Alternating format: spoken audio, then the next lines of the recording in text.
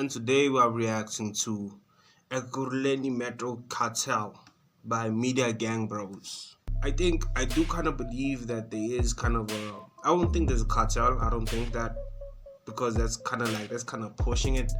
But yeah, there is some shady ish in the Metro Police. You know what I'm saying? But besides that, maybe Media Gang Bros is gonna change my mind.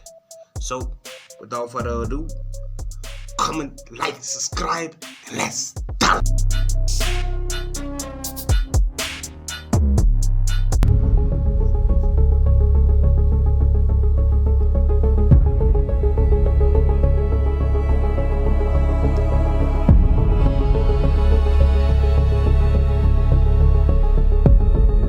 One of the most corrupt and dangerous municipalities in Gauteng is Ekurhuleni.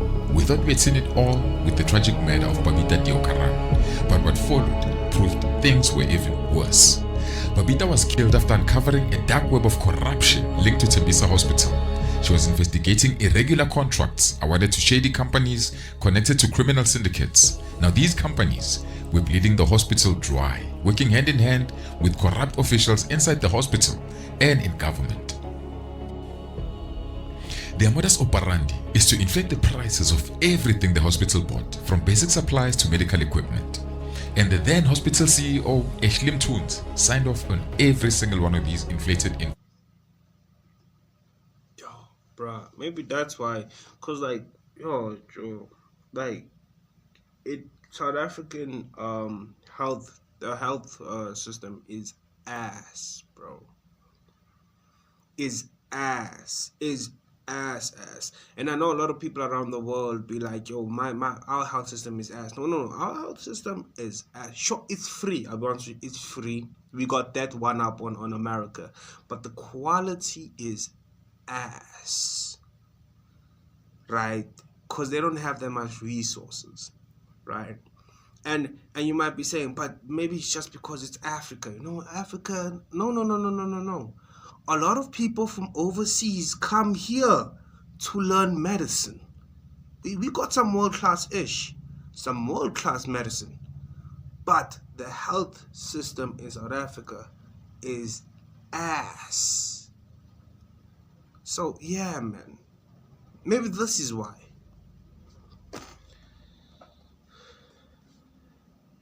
voices. In total, more than 850 million rand was siphoned from Tembisa Hospital.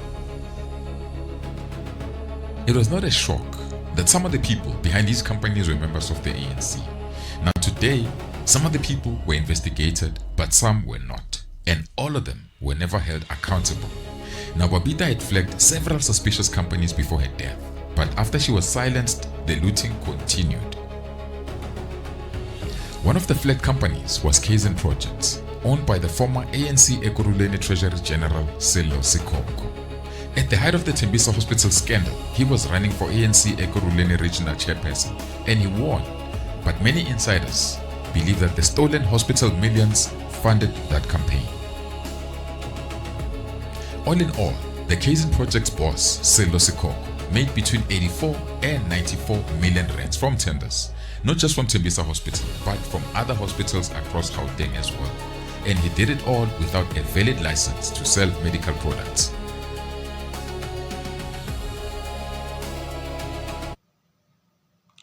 Which is a big crime, bro. Big crime. That man's supposed to go to jail for 100 years at least. You know what I'm saying? 100 years, bro. The amount of money he's basically stole. Wait, let me read that. 2 auditors were killed for exposing irregular contracts involving chemical toilets, waste and water vending, and electricity services awarded by the Metro. Damn. What?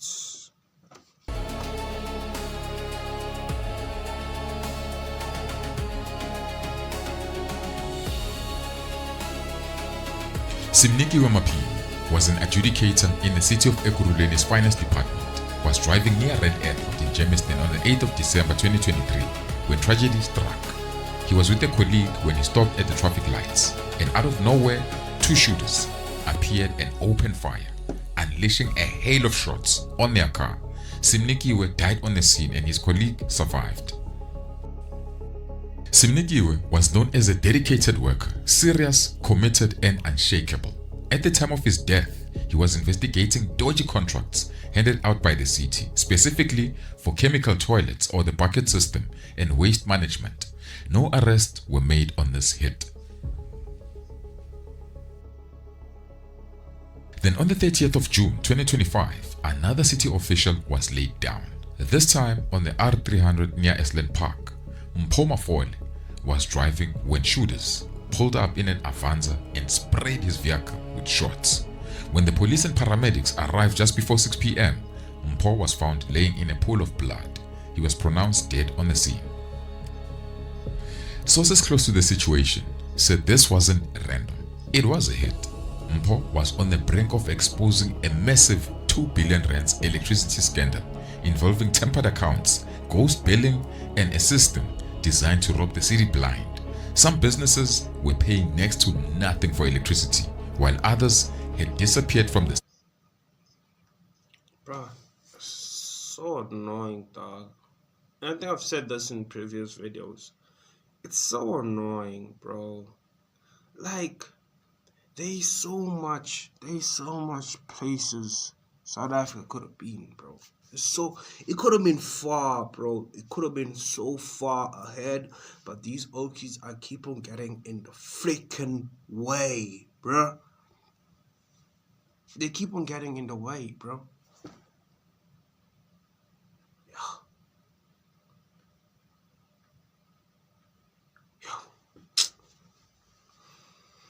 I know one thing though. I know one thing. As more stories like this pop up, bro, the more South Africans are becoming frustrated, bro. More niggas. Let me just carry on watching, bro. Shit. System completely, but still receiving the electricity. But that's not all.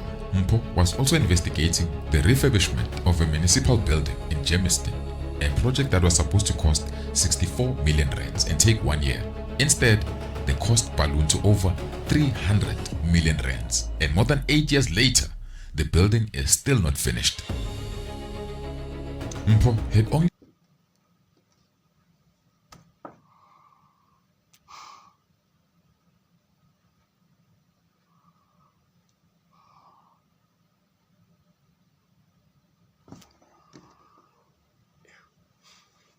been appointed as the city's group divisional head of corporate and forensic audits 3 months before he was killed.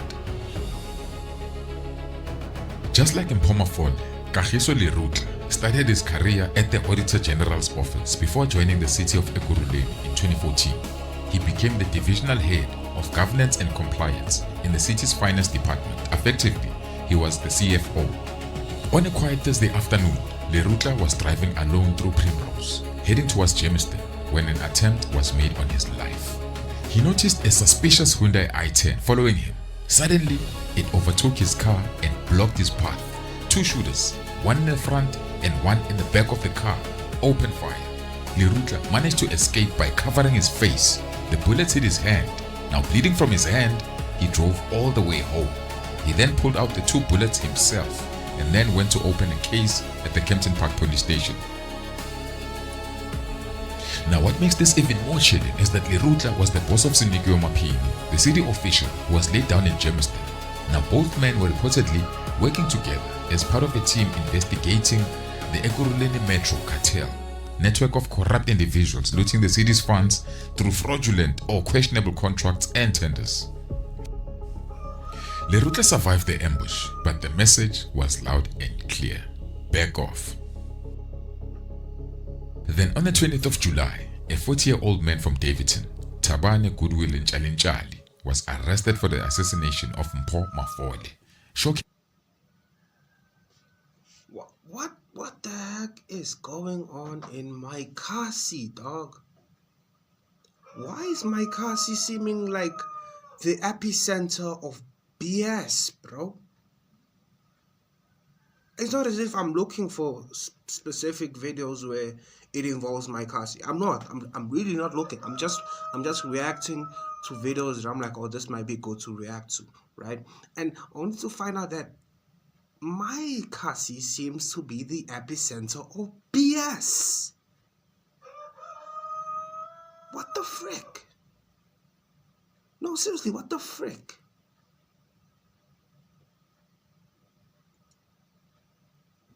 Damn, bro, I need to leave this place, bro.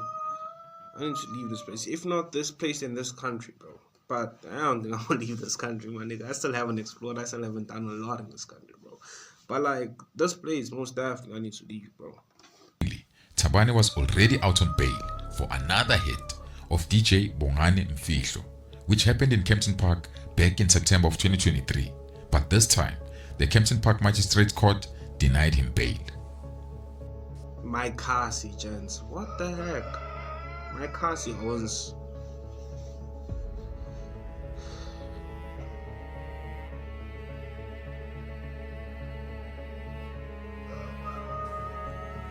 As for the other two victims, Siniki Mapini and the attempted hit on Kagiso Lerutla, no one has been arrested. What's happening in these municipalities is deeply disturbing. Whenever auditors uncover corruption and report it to senior officials, instead of action being taken, something darker unfolds. Corrupt insiders within the municipality team up with shady business people who benefit from the illegal tenders, and they hire hitmen to silence the auditors who ask too many questions. It's truly a deadly game of greed and fear. Now these criminals are enriching themselves at the expense of taxpayers, while ordinary people continue to suffer from poor or non-existent service delivery. On the 19th of April 2025, a fire broke out in the emergency unit of Tembisa Hospital. Then 4 days later, another fire, this time close to the archive rooms where they kept important documents, some of them related to the corruption that happened around 2021 when Babita was auditing the hospital. Then came a twist. The suspect was caught and he confessed to starting the fire. He didn't stop there. He also named the hospital's head of security as being involved. I suspect this is part of the same cartel. And what's likely to happen next? As always, new contracts will be issued to repair the damages, and companies linked to the same cartel will swoop in, charging massively inflated prices and taking over 10 years to do the job that's supposed to take a year. Now this is how the city of Ekurhuleni operates, under the iron grip of government cartels that loot state funds and silence anyone who dares to expose them. Recently, the end of July of 2025, the streets of Tembisa erupted in violent protests as angry residents clashed with police, blocking roads and demanding answers. And the cause was the new tariff of 126 rands slapped on top of Eskom's regular price hikes. For a community already struggling, this increase was unbearable. Many said this was pushing. Yeah. One time they even wanted to charge us more money for electricity. Like, bruh.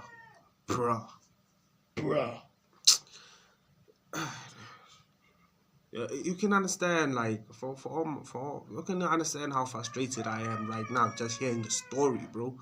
Imagine the people that's experiencing all this shit. Because I keep to myself. I'm always in the house. I don't know much about much. But imagine people who are living this, guys. Shit. Deeper into poverty, while those in power are getting richer by the day. Now all of this is happening while the Ekurhuleni Metro is dishing out fraudulent tenders with up to 2 billion rands handed to shady companies connected to government officials, instead of helping the communities or giving them service delivery. But they don't care. You see, at this point it's clear the government has no shame. They've crossed the line of no return, and there's no turning back from this corruption they've allowed to rot the system from the inside out.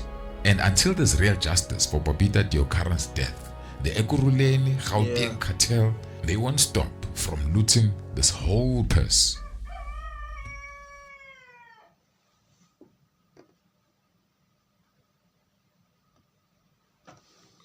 It's a good video, bro. Video that pissed me off, personally speaking, but a good video nonetheless, bro. Oh yeah, I'm sorry. I have chickens by my side.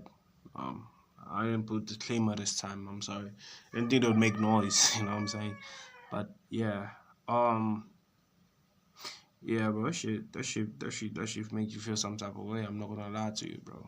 But you don't want to be the next. You don't want to be the next Babita. You know what I'm saying? You don't want to be the next lady that get.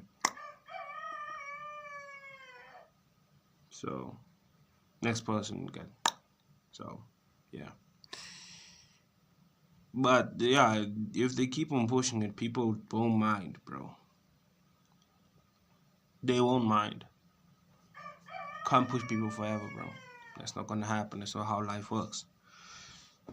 Either way. Thank you for watching the rest of the video. Thank you for chilling with your Owen. Comment, like, subscribe. And until next time, I've been the Lost Owen. We out.